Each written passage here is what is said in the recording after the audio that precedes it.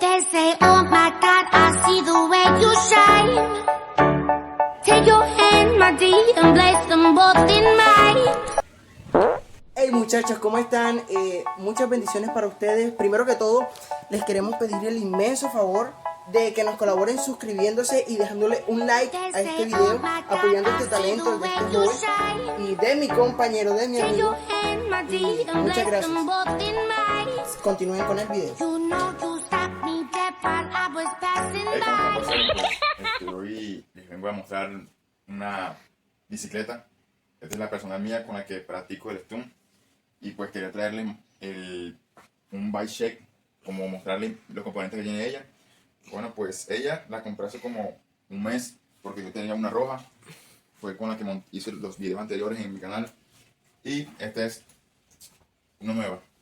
Bueno, pues esta tiene los componentes de esta bicicleta. Son los manubrios GW, cachos On-Trail Nemesis, el caballo GW original, rines On-Trail, llantas Wanda originales, son las que se están utilizando ahora. Pues antes eran las Optimus, pero salieron estas al mercado y les gustaron y pues las tiene. Tiene freno de disco, drive, unos frenos de disco que agarran bastante, por eso me gustan y los tiene la bicicleta. Tiene la caja americana, como ustedes pueden ver.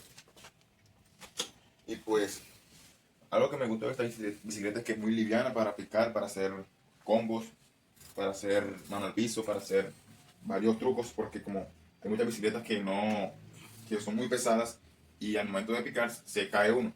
Y pues esta me gustó, tiene su silla GW Lancer, muy suave cuando uno se va a picar, es muy suave.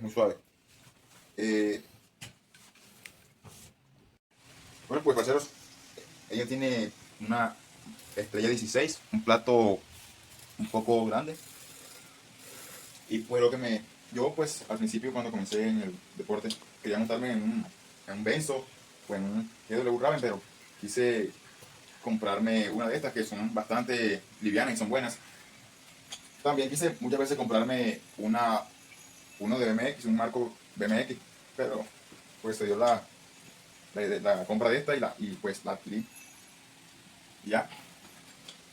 Y para hacerlo les recomiendo esta bicicleta, pues me gusta mucho.